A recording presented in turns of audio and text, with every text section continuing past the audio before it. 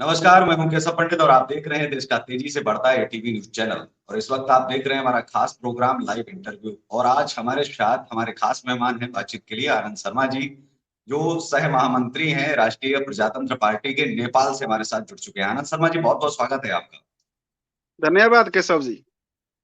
जी, नेपाल में आजकल बहुत ज्यादा जो है एक मुद्दा उठ रहा है, वो हिंदू राष्ट्र का। हालांकि हिंदुस्तान में तो जी जी। लगातार उठता ही रहा है। और नेपाल जो है, हम सब जानते हैं, पूरी दुनिया जानती है, कभी किसी का गुलाम नहीं रहा है और हिंदू राष्ट्र भी रहा है। वहां प्रजातंत्र भी रहा है, राजतंत्र भी रहा जी है। जी। क्या कहेंगे आप? मैं तीनों पर चाहूंगा कि आप एक एक करके जो है आप बताएं, हमारे दर्शकों को भी, नेपाल के लोगों तक भी ये पहुंचे। और हमारे देश में भी बहुत सारे लोग जानते नहीं नेपाल के बारे में बहुत सारी बातें। आज हम हर उस विषय पर जो है चर्चा करेंगे। जी जी देखिए केशव जी, हम लोगों का राष्ट्रीय प्रजातंत्र पार्टी नेपाल का एक मूल धारणा है, मूल विचार है हम लोगों का कि राजा सहित का हिंदू राष्ट्र हम लोगों को चाहिए। जो राजा संवैधानिक राज संस्था रहे और हिंदू राष्ट्र रहे, क्योंकि सबको पता है, एक सिर्फ भारत को नहीं पूरा दुनिया को पता है कि नेपाल सदियों से हिंदू राष्ट्र रहा है। और इधर कुछ वर्षों से जो धर्मनिरपेक्षता का नाम दिया गया नेपाल को, कि नेपाल अब धर्मनिरपेक्षता देश है, तो हम लोगों को उस विचार पर, धर्मनिरपेक्षता के विरोध में हम लोग हैं। क्योंकि नेपाल में 94% हिंदू सबका वास है, हिंदू लोग रहते हैं यहाँ पर। तो इसलिए हम लोग का मान्यता है कि हम लोग हिंदू राष्ट्र का फिर से निर्माण करें, जो कि पहले से था। नया तो हम लोग करने वाले हैं नहीं, जो पहले से ही हिंदू राष्ट्र ही था।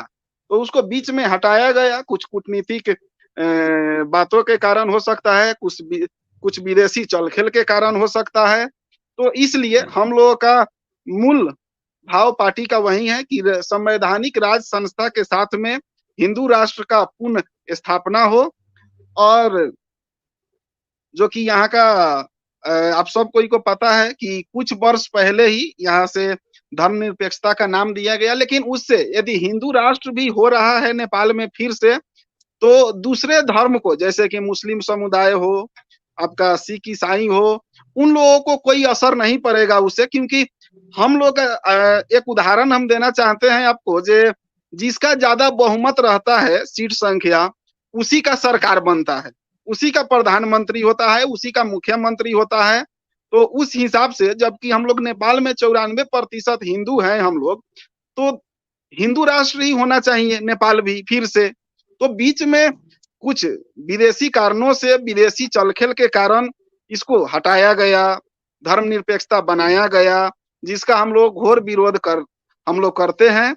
और जो देश में एक भ्रष्टाचार का सीमा जो पार कर चुका है, नहीं, यहाँ पर आपको मैं भ्रष्टाचार थोड़ा में सा हो, रोकूंगा। और और उसके बाद आपसे में मेरा आपका। बीच में हाँ जी, बीच में मेरे दो प्रश्न हैं जिनको आप ऐड कर लीजिए। एक तो विदेशी से आपका क्या तात्पर्य है, यहाँ पर हमारे दर्शकों को आप स्पष्ट करें। और दूसरा जो शब्द है कि अगर 94% हिंदू की जगह अगर दूसरे धर्म के लोग 94% होते, तो क्या धर्म निरपेक्षता दिखती क्या नेपाल के अंदर? जी जी जी, वही हम कहने ही जा रहे थे आपको, जी हिंदू राष्ट्र एक नेपाल था, दूसरा तो कोई है नहीं, मेरे जानकारी में भी नहीं है। तो जी हिंदू राष्ट्र जब था, इसको धर्मनिरपेक्षता बना दिया गया। और दूसरे दूसरे देश में देखिए, मुस्लिम कंट्री कहकर ही है, मुस्लिम देश कहकर ही है वहां पर। जबकि वहां भी हिंदू सब है, मानिए जो 2% हो, 4% हो, 10% हो, हिंदू तो है वहां भी। तो वहां पर धर्मनिरपेक्षता क्यों नहीं? वहां पर तो मुस्लिम कंट्री का ही नाम दिया गया है। पाकिस्तान को ही देख लीजिए आप, दूसरे दूसरे देश को देख लीजिए आप। तो उन लोगों को मुस्लिम कंट्री का नाम मिलना चाहिए, मुस्लिम देश के रूप में उन लोगों को चिन्हना चाहिए। और जबकि हम लोग 94% यहाँ पर है, तो हम लोगों का भी हक है कि ये हिंदू राष्ट्र ही हो फिर से। तो बीच में जो ये विदेशी चल खेल के कारण ही ये धर्मनिरपेक्षता हुआ, विभिन्न इसमें कारण सब हो सकता है, उस पर हम ज्यादा बहस हम नहीं करेंगे। लेकिन हम लोगों का मानना है कि संवैधानिक राज संस्था के साथ में हम लोगों को हिंदू राष्ट्र चाहिए। और उसके लिए हम लोग जल्द जन आंदोलन करने जा रहे हैं देश में। हम लोगों का पार्टी से निर्णय हुआ है। अब हम लोगों का कुछ धार्मिक यात्रा सब करने वाले हैं। हमारे पार्टी के श्रद्धेय सम्माननीय अध्यक्ष जो नेपाल के पूर्व उप प्रधानमंत्री रह चुके हैं कमल थापा जी, और पूरा नेपाल का वो दौरा करेंगे, धार्मिक यात्रा भी करेंगे, विभिन्न कार्यक्रम सब करके आपका जनता सबसे मिलकर सब जिला में जाकर, और उसके बाद में हम लोग जन आंदोलन में भी जाने वाले हैं, जिसके लिए जितने हिंदू समर्थक लोग हैं, राज संस्था समर्थक लोग हैं, सब कोई को हम लोग एक ठाव में ला रहे हैं। जैसे कि हम खुद राष्ट्रीय जनता दल नेपाल के हम राष्ट्रीय अध्यक्ष थे, लेकिन हिंदू राष्ट्र के पक्ष में हम लोग का विचार मिला पार्टी से, राज संस्था के लिए विचार मिला पार्टी से कि देश का विकास हो, देश एक अलग नया मोड़ ले। इतना हम लोगों से गरीब गरीब देश सब, पिछड़ा देश सब, आज देखिए जो कितना बड़ा देश हो चुका, कितना विकास में आयाम हासिल कर चुका, तो नेपाल क्यों नहीं। तो इसलिए हम लोगों का अब सोच है कि संवैधानिक राज संस्था के साथ में हिंदू राष्ट्र का निर्माण हो और नेपाल भी प्रगति के मार्ग पर चले, और दूसरा देश सब बन सकता है तो हम लोग क्यों नहीं। 10%, 8% जहां पर हिंदू है उस देश में भी मुस्लिम राज्य का, मुस्लिम देश का एथी दिया गया है, लेकिन नेपाल में क्यों नहीं। तो इसमें विदेश से लेकर और नेपाल के जनता लोग तो अब लगे हुए ही हैं, लेकिन हम चाहेंगे जे जिनका जिनका सरोकार है इससे, वो सब कोई हम लोगों का समर्थन दे, हम लोगों को साथ दे और हम लोग आगे बढ़े। जी बिल्कुल। लेकिन क्या आपको लगता है कि हिंदू राष्ट्र फिर बनेगा, फिर मजाक बनेगा, फिर बनेगा, फिर मजाक बनेगा, ये स्थायी हो जाए न कि अस्थायी? पहला तो ये सवाल है। दूसरा, अगर हिंदू जातियों में बंटता रहेगा, क्योंकि हिंदुओं में ये भी एक भावना जो है बनती जा रही है, चाहे वो हिंदुस्तान हो या फिर वो अन्य देश जो हिंदू राष्ट्र बनाने की बात करते हैं, कि कल्पनाओं में जैसे बाकी के जो धर्म है वो उनमें भी जातियां हैं और कई जातियां हैं, उनमें भी ऊंच नीच भेदभाव सब कुछ है, लेकिन फिर भी वो जब मंच की बात आती है तो एक जगह पर खड़े हो जाते हैं। तो क्या है, अब हिंदुओं को एक बड़ा दिल रख करके एक हिंदू होने की बात नहीं की जाए क्या? जो थोड़ी बहुत चीजें रह गई हैं, अब तो छुआछूत जैसी चीजें तो खत्म हो चुकी हैं, अब जो थोड़ी बहुत चीजें रह गई हैं, क्या उनको भी एक साथ एकत्रित करके एकजुट होकर के, क्योंकि अगर कहते हैं कि 5 उंगलियां अलग अलग रहेंगी तो कोई भी तोड़ देगा, लेकिन अगर उनको एक बार अगर हम ये बनाएंगे तो वो मुष्टिका बन जाएगी, उसको तोड़ना असंभव होगा लोगों के लिए। तो क्या हिंदू 94% रहने से होगा? सब धर्म में ये छोटा बड़ा है, सब धर्म में छोटा बड़ा है केशव जी, क्योंकि मुस्लिम समुदाय में भी देखेंगे तो उसमें भी सिया सुनी का लड़ाई चलता है। बिल्कुल। और हम लोगों का क्या है जो ये एक परंपरा है, ये सदियों से चला आया है, ये दलित ब्राह्मण ये वो ऐसे करके विभिन्न जात सब को छुटियाया गया है, और एक समाज को ये एक बोला जाता है कि लाइफ रिसाइकल। तो ये सब चलाने के लिए जंगल में भी देखेंगे आप तो बाघ भी चाहिए, शेर भी चाहिए, हाथी भी चाहिए, गीदड़ भी चाहिए, परेवा भी चाहिए, आपका सांप भी चाहिए, सब कुछ जंगल में भी रहता है। वो सब नहीं रहेगा तो फिर तहस नहस हो जाएगा इस सृष्टि का। तो वैसे वो कुछ वैसे हुआ होगा, तब जाकर हमारे पूर्वजों ने ये धर्म जात ये सब बनाए हैं। जैसे कि हम लोग विभिन्न, अब मानिए जो हम ही लोगों का पार्टी का कार्यकर्ता लोग, चाहे विभिन्न देश के ही विभिन्न जनता लोग हम लोगों से पूछते हैं जे हम लोगों में तो ये जात है वो जात है, फिर हम लोग कैसे मिलेंगे, ये होगा। मुस्लिम में देखिए सबको एक हो जाते हैं। अरे भाई उसमें भी कहाँ एक है, उसमें भी सिया सुनी का लड़ाई है, उसमें भी बहुत कुछ है, उसमें भी जात का अलग अलग कैटेगरी है, लेकिन सिर्फ मुस्लिम कहकर हम लोग जानते हैं, सिर्फ मुस्लिम समुदाय हम लोग बोल देते हैं, लेकिन उसमें भी अंसारी है, खान है, आपका क्या क्या है उसमें भी, तो उसमें भी वो सब है, उसमें भी आपका छोट ऊपर नीच ऊंच ये सब उसमें भी है। तो इसका मतलब ये नहीं कि हम लोग धर्म परिवर्तन कर ले अपना।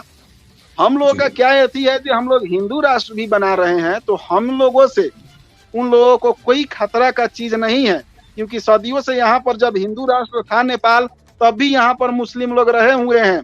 और इतना हम आपको बता दें कि हमारे राजा यहाँ के जो थे वो मुस्लिम समुदाय से मंत्री भी बनाए हुए हैं उस समय में, और मंत्री रहे हैं लोग। और काठमांडू में देखेंगे तो राज दरबार के ठीक सामने आपका मस्जिद भी बनाए हुए हैं। तो इसलिए मुस्लिम का यहाँ पर सदियों से कदर भी हुआ है, जो बाहर से लाकर यहाँ पर बैठाया गया था कि नहीं सब धर्म का, सब जात जाति का आदमी सब चाहिए, तो वैसे करके ये पूर्वजों से चलता आया है। तो धार्मिक गतिविधि में कोई आंच नहीं आएगा। वो लोग अपने धर्म के लिए, अपने संस्कृति के लिए वो लोग आगे बढ़े, उससे हम लोगों को कोई आपत्ति नहीं है। हम लोग सहयोग भी करेंगे, जहां पर उन लोगों को कोई चीज का दिक्कत होगा, आंच आएगा, हम लोग सहयोग भी करेंगे। इसका अर्थ ये नहीं है कि हिंदू राष्ट्र होते ही उन लोगों पर खतरा आ जाएगा, कोई चीज होगा, वैसे नहीं है। पहले भी हिंदू राष्ट्र था, फिर भी वो लोग सुरक्षित थे, यहाँ पर कोई वैसा चीज नहीं था। लेकिन धर्मनिरपेक्षता हुआ है जब से, देखिए नेपाल में भी कितने ठाव पर दंगा हो चुका है। नेपाल में पहले कभी नहीं सुने होंगे आप लोग, चाहे विश्व में कोई नहीं सुना होगा जो हिंदू मुस्लिम का लड़ाई हुआ हो, चाहे ये हुआ हो वो हुआ हो। इधर कुछ समय से, ज्यादा समय से भी नहीं, कुछ समय से यहाँ पर थोड़ा बहुत ये झई झगड़ा, आपका मूर्ति विसर्जन के समय में भी झई झगड़ा हो जा रहा है। तो ये क्या हो रहा है देश में, ये थोड़ा थोड़ा अब उठना शुरू हो चुका है। तो इसलिए ये हिंदू राष्ट्र होना जरूरी है, और जहां पर जिसका बहुमत है उसका कदर होना चाहिए। नहीं तो 4 सीट लाकर भी कोई प्रधानमंत्री बन जाए तो उस संविधान का क्या आपका महत्व रहा। जिसका बहुमत उसका कदर होना चाहिए। और अच्छा, एक सवाल और है, जो अभी हाल में जो भ्रष्टाचार बढ़ा है, चाहे देश गरीबी की अवस्था में जा रहा है, जनजीवन वैसा नहीं है, ठीक है, जनता यहाँ कर परिवर्तन लाए थे, राजा को हटाकर यहाँ का जनता परिवर्तन लाए, लेकिन जनता का जीवन कहाँ पुगा। जनता का जीवन तो जैसा का तैसा से भी नीचे गिर गया। तो इसलिए अब राजा का आना जरूरी है, एक घर परिवार का मालिक होना जरूरी है। तो हम लोग वही मांगे हैं जो संवैधानिक राज संस्था होना पड़ा, सेरेमोनियल किंग होना पड़ा देश में, और उसके बाद में कार्यकारी प्रधानमंत्री होना पड़ा हम लोग का, जो कि जनता वोट दे प्रधानमंत्री चुनने के लिए। सांसद लोग वोट नहीं दे प्रधानमंत्री बनाने के लिए। हम लोगों का क्या मांग है कि जनता डायरेक्ट प्रधानमंत्री चुने, तब जाकर देश का विकास होगा। और उसके बाद में जो हम लोगों का देश में एक समानुपातिक सिस्टम है, जो कि पार्टी को जितना वोट मिलता है उसके आधार में हम लोग सांसद मनोनीत किया जाता है पार्टी के द्वारा। तो हम लोगों का क्या एक और मांग है कि वो प्रत्यक्ष चुनाव होना पड़ा, उसमें थोड़ा सा भी इधर उधर नहीं, समानुपातिक वोट के आधार पर सांसद नहीं बनाया जाए, प्रत्यक्ष चुनाव जीतकर सांसद बने लोग और कार्यकारी प्रधानमंत्री बनाया जाए देश में। ये सब हम लोगों का पार्टी का मांग है, और मूल मांग हम लोगों का पार्टी का वही है, संवैधानिक राज संस्था के साथ में हिंदू राष्ट्र कायम होना पड़ा। उसके लिए हम लोग कदम चाल चुके हैं, और काठमांडू में हम लोगों का 2 दिन से केंद्रीय कार्य समिति का बैठक भी चल रहा था, जो कि आपका परसों ही समाप्त हुआ है, आम सभा भी हुआ था। और उसके लिए हम लोग विभिन्न राजनीतिक दलों से, विभिन्न संगठनों से, सब कोई से हम लोगों का बात विचार हो रहा है कि सब कोई को हम लोग जोड़े अपने साथ में, और एक बार जन आंदोलन भव्यता के साथ में, भव्य के साथ में हम लोग यहाँ पर करें। हमारे सम्माननीय अध्यक्ष, नेपाल सरकार के पूर्व उप प्रधानमंत्री कमल थापा जी के नेतृत्व में ये आंदोलन अब बहुत जल्द और बहुत बड़ा होने वाला है। ये हम आपको आज के इस कार्यक्रम से बताना चाहते हैं।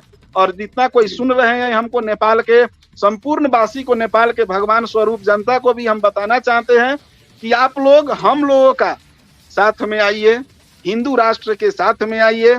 अब देश को विकास देना है, निकास देना है, विकास करना है, तो हम लोगों को अब साथ में रहकर, जुड़कर आगे बढ़ना ही होगा। जी, आने वाले समय में अभी कुछ पहले आवाज मेरी पहुंच रही होगी आप तक? जी, कुछ समय पहले जो है नेपाल के प्रधानमंत्री जी का बयान आया हुआ था, और इस बीच में जो है भारत और नेपाल के रिश्तों में भी कुछ थोड़ी सी खटास और थोड़ी सी वो चीजें थी, जो बयान आने के बाद में ये चीजें हुई। तो ये उम्मीद बिल्कुल आप की तर्ज पर अगर देखा जाए, तो जो आप बात कह रहे हैं कि ये बहुत जरूरी है हिंदू राष्ट्र बनना, कि विदेशी जो है जो ताकतें हैं वो कहीं ना कहीं रिश्ते भारत और नेपाल के भी खराब करने में लगी हुई हैं। इसे भी आपने महसूस किया होगा। एक नेपाल और भारत ही ऐसा देश है केशव जी कि ये पूरे दुनिया को पता है जो नेपाल भारत का संबंध कैसा है, कि बिना पासपोर्ट, बिना वीजा का यहाँ का लोग वहाँ, वहाँ के लोग यहाँ आते हैं और काम भी करते हैं। उनके पास नेपाल का नागरिकता हो ना हो, वो लोग यहाँ पर काम भी करते हैं। हम लोगों के पास भारत का नागरिकता हो ना हो, वहां पर भी हम लोगों का नेपाली भाई लोग काम करते हैं, जाते हैं, आते हैं। और एक रोटी बेटी का संबंध है, ये तो सदियों से चला आया है, ये टूटने वाला भी कभी नहीं है। लेकिन जब चुनाव आएगा, जब चुनाव आता है तो देखिएगा कि ऐसा बात सब उठने लगेगा। जब आपका कुछ इधर उधर करना हो देश में तो ये बात सब उठने लगेगा। भारत का संबंध, नेपाल का संबंध, चीन का संबंध नेपाल से, भारत का संबंध नेपाल से, तो इसमें कहीं ना कहीं विदेशी चलखेल भी है कि नेपाल कैसे भारत से दूरी बनाया जाए। यही चाइना हम लोगों का बगल में ही है, हम ज्यादा नहीं बोलेंगे किसी देश के बारे में, लेकिन चाइना बगल में ही है। लेकिन हम लोगों का पासपोर्ट वीजा सब लगाना पड़ता है, देना पड़ेगा आपको। लेकिन भारत में वैसा नहीं है। भारत में हम लोग का नेपाली रुपया भी हम लोग जाके बॉर्डर पर मोतिहारी तक हम लोग चलाते हैं नेपाली रुपया, उधर का इंडिया रुपया यहाँ काठमांडू तक लिया जाता है। तो ये जो एक संबंध है ये सदियों से चला आया है, आइए कभी हटने वाला भी नहीं है। चाहे कोई जितना भी जोड़ लगा ले, ये संबंध हटने वाला नहीं है। हम लोगों का वेशभूषा, हम लोगों का सामाजिक रुतबा, हम लोगों का जितना परंपरा सब है, ये सब मिलता है, जात तक मिलता है। हम लोगों का शादी इधर से उधर, उधर से उधर, ये सब होता रहता है। तो कहीं ना कहीं इसमें चलखेल होता रहता है कि नेपाल को कैसे हम लोग शांत नहीं रहने दे, नेपाल को कैसे हम लोग इसको अविकसित राष्ट्र के रूप में ही देखें कि इसको हम लोग यूज करते रहें बारंबार। लेकिन अब वैसा नहीं है, अब हम लोगों का मांग भी कुछ और है और इस पर सब लोग देख रहे हैं हम लोगों को। और हम चाहेंगे कि ये जो भारत का और नेपाल का जो संबंध है ये सदियों से चलता आ रहा है, ऐसा ही चलता रहे। और ये 2-4 ठो तो आप जानते ही हैं, सब समाज में 100 आदमी में 10 आदमी खराब रहेगा तो 90 आदमी ठीक रहेगा, 90 आदमी खराब रहेगा तो 10 आदमी ठीक रहेगा। तो वैसे देश में भी विभिन्न आदमी सब रहता है इधर से उधर करने वाला, वो चाहे भारत हो, चाहे दूसरा देश हो, चाहे नेपाल हो, कि कैसे अशांत रखे, कैसे लड़ाते रहे बारंबार। तो ये सब बातें सब है। और जब ये खास आप जानते ही हैं, जब चुनाव आएगा तो साम दाम दंड भेद सब अपनाया जाता है, ये किसको पता नहीं है। तो चुनाव आएगा तो कभी लिपू लेख का नारा उठा दिया जाएगा, कभी किस चीज का नारा उठा दिया जाएगा, कभी हिंदू मुस्लिम का नारा उठा दिया जाएगा।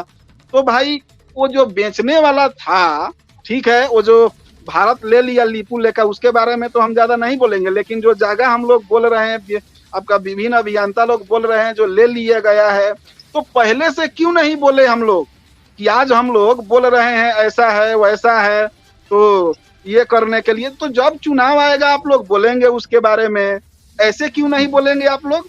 सरकार में जाएंगे तो क्यों नहीं बोलेंगे आप लोग? तो ये सब भी बात है। तो वो तो अब देश टू देश का बात है, वो तो देश को समझना पड़ा कि कैसे हम लोग इसको सलटाया जाए। वो तो बॉर्डर का मामला है, वो तो ये सब बातें हैं। तो इसमें कहीं ना कहीं कूटनीतिक शक्तियों का भी इसमें कारण है कि कैसे इन लोगों को लड़ाते रहें और हम लोग मजा लूटते रहें। बिल्कुल, आपके कहने का मतलब यही है कि जो भड़काया कैसे जाए देश के अंदर जो है लोगों को, ये वाली चीज चुनाव के टाइम होती है। लेकिन 5 साल जब आप सत्ता की मलाई खाते हैं तो आपको ही मुंह से संतरी फोड़ता है, तो आपको दिल्ली जाना चाहिए, आपको मुलाकात करनी चाहिए। और ऐसी अगर चीजें हैं भारत के साथ भी, तो 5 साल आपके लिए आपको जनता मौका देती है। उन 5 सालों में आप हल कीजिए। कहीं ना कहीं ये तो भाई भाई के बीच में भी थोड़ी बहुत लड़ाइयां चलती हैं, इसका अर्थ या तो नहीं है कि उसका फायदा पड़ोसी उठाए, उसका फायदा पड़ोसी को उठाने दिया जाए। नहीं तो वो यही हाल रहेगा कि पड़ोसी जो है खा जाएगा पूरा, और किसी को नहीं, भाई भाई जो है दुश्मन हो जाएंगे, पड़ोसी उसका सगा भाई बन जाएगा। तो यही हाल जो है आज जो है, अगर नेपाल और इसको देखा जाए कि अच्छे संबंध जो है वो टूटते कैसे हैं, तोड़ते कैसे हैं। वो राजनीति कहीं ना कहीं जो है वो, जब आप देसी चलती की बात आप करते हैं तो वो चीज जो है अब देखने को मिल रही है। ये चीजें 5 साल आपको क्यों नहीं दिखती हैं? 5 सालों में आपका जो है दूतावास में क्या चलता रहता है? आप वहां पर समस्याएं रखिए ना, जहां पर दिक्कतें हैं उनको हल करिए 5 साल। लेकिन चुनाव के समय ही आखिर ऐसी बातें क्यों आपके मुंह से निकलती हैं ऐसी चीजें? भारत से अगर संबंध अच्छे रहेंगे तो भारत में 125 करोड़ हैं, 125 करोड़ अगर नेपाल में एक बार घूम के भी आ जाएंगे तब भी वहां की जो अर्थव्यवस्था है वो सुदृढ़, मजबूत और सही हो जाएगी। लेकिन अगर वो व्यवहार चाइना और नेपाल का, वो कहते हैं कि चाइना से तो लोग नहीं आएंगे पशुपतिनाथ मंदिर, पाकिस्तान से तो नहीं आएंगे लोग पशुपतिनाथ मंदिर, अमेरिका से तो नहीं आएंगे, अन्य देशों से यहाँ मंदिरों में नहीं आएंगे। मंदिरों का देश अगर कहा जाए तो वो नेपाल है, इसमें कहने में कोई गुरेज नहीं होना चाहिए। लेकिन अगर मंदिरों में अगर कोई जाएगा तो वो भारत के ही लोग जाएंगे, और भारत के लोग अगर जाएंगे, अच्छे रिश्ते होंगे तभी जाएंगे, क्योंकि नेपाल मंदिर तो पाकिस्तान में भी है, कितने लोग जाते हैं। अभी संबंध अगर अच्छा नहीं रहेगा, और संबंध अच्छे नहीं रहने से वहां आप देखो क्या नहीं था पाकिस्तान के पास, मंदिर थे, सारी चीजें थी, लोग घूमने वाले भी थे, लेकिन अच्छे संबंध न होने की वजह से भारत के लोग नहीं जाते हैं, और जिससे कि चीजें नहीं आती। आप देखिए आज दुबई में मंदिर बन रहा है, सऊदी अरेबिया में मंदिर बन रहे हैं, उसकी वजह क्या है कि वो जानते हैं कि अगर हमने एक मंदिर यहाँ बना दिया, 100 करोड़ अगर एक बार घूम भी गया, केवल घूम गया, यहाँ कुछ खरीदा नहीं, बेचा नहीं, कुछ नहीं किया, तब भी हमारी अर्थव्यवस्था 10-20 साल के लिए बहुत ही मजबूत हो जाएगी। तो ये चीज पूरी दुनिया को समझ आ रही है, लेकिन हम आपसी रिश्ते खुद खराब कर रहे हैं। अमेरिका का इस्कॉन मंदिर आप देखिए कि वो कितनी कमाई साल में कर रहा है, अरबों खरबों, आप सोच नहीं सकते कितना कमा रहा है उससे। ये समझिए कि नेपाल जैसे देश जो है 500 साल बैठ के खा सकते, इतना एक साल की कमाई है उनकी, क्योंकि वो उन्होंने पूरी तरह से अपनी चीजें की हुई हैं, वो धार्मिक चीजों को ज्यादा बढ़ावा देते हैं, क्योंकि उनको पता है धर्म से पैसा आता है। जब विदेशी लोग कमा सकते हैं उसी चीज से, तो हमारे जो घर के लोग हैं वो क्यों नहीं कमा सकते हैं, हमारे घर के लोग मजबूत क्यों नहीं हो सकते। तो इन चीजों पर बात आपकी सही है, सोचने वाला विषय है, और इसको और मजबूत किया जाए ना कि इसको तोड़ने का कहीं ना कहीं प्रयास किया जाए। और मजबूती तभी आएगी जब बातचीत की जाएगी, जब मजबूती के साथ, और कहीं ना कहीं एक वैमनस्यता दूर रख करके कि हम आपस में लड़ाई न करके हम समझदारी की बात करेंगे, और जहां पर जो चीजें हैं उनको हम गोपनीय भी रखें, क्योंकि जनता के बीच ना आए, जनता जनता के बीच में लड़ाई ना हो। हम इन चीजों को अगर बाहर खोल के रख रहे हैं कि नक्शा हमारा यहाँ तक नहीं था, वहां तक था, भारत तो कभी नहीं बोलता है, तो मुझे लगता है कि जनता को लड़ाने की भी आपसी बातचीत, जो लोग नेपाल से नफरत नहीं करते या नेपाल के लोग भारतीयों से नफरत नहीं करते, वो नफरत बीच में पैदा करने का काम जो है, बीज बोने का काम ये राजनेता कर रहे हैं। ये तो अंदरूनी बातें हैं, इनको तो घर बैठ के बंद कमरे में इनको सुलझाना चाहिए, ना कि आप पब्लिक प्लेटफॉर्म पे आप ले आइए, और जिससे कि दुनिया को ये पता चले कि आपस में ये भी लड़ने लग गए, ये अच्छा है। एक देश है जो हिंदू राष्ट्र था, ये भी नहीं अब बनने देंगे, क्योंकि लड़ते रहेंगे आपस में। जी, एक समय आप लोगों को पता होगा पूरे भारत में ही चर्चा था, और नेपाल में भी, विभिन्न देश में आपका विभिन्न देश तक वो चर्चा हुआ था कि नेपाल भारत का संबंध सदियों से है, सदियों तक रहेगा, और इसको कोई तोड़ नहीं पाएगा बोल के ये संदेश भी देने के लिए हम खुद नेपाल से पटना तक पैदल गए थे हम चलकर, और वो संदेश भी हम दिए थे। नेपाल का और भारत का दोनों झंडा लेकर हम गए हुए थे, और वहां का जो बॉर्डर का थोड़ा समस्या था, तो बॉर्डर का समस्या तो प्रदेश सरकार से होगा नहीं, तो वो तो केंद्र सरकार ही करेगा, लेकिन ज्यादा बिहार जुड़ा हुआ है नेपाल के साथ में। तो हम वहां पर गए थे, वहां के उप मुख्यमंत्री जी से भी मिले, तेजस्वी भैया से, वो भी बहुत सामान दिए हमको, एकदम एक जो सामान हम सोचे नहीं थे वो सामान वो लोग दिए हमको वहां पर, अपने निवास पर बुलाकर हम गए, वहां पर अपने गाड़ी से भी छोड़वाए हमको। तो ये जो एक प्यार भाव है, ये कोई छीन सकता है क्या? जिसके घर में बर्तन ज्यादा रहेगा ना तबे बजेगा, जिसका घर में बर्तने नहीं रहेगा तो क्या बजेगा? तो जहां पर ज्यादा गहना रहेगा वहीं पर बजेगा ना। तो नेपाल और भारत का जो संबंध है ये तो सदियों से चलता आया है, और ये नाकाबंदी में भी पूरे विश्व भी देख चुका। नाकाबंदी जो हुआ था तो भारत से सब सामान बंद हो गया नाकाबंदी के समय में। उस समय मधेश का विभिन्न दल सब, मधेसी दल सब आंदोलन में थे अपने हक अधिकार के लिए, आपका मधेसी जनता सब। तो उस समय कुछ सामान सब हम लोगों का चाइना से आने लगा, बाहर से आने लगा, लेकिन फिर बाद में नाकाबंदी खुलते ही भारत से हम लोगों का वैसा ही संबंध रहा, कारोबार होने लगा, यहाँ पर आपका दिक्कत होने लगा था तो भारत का नाका खुला, फिर यहाँ पर हम लोग का वैसा ही एथी आ चुका।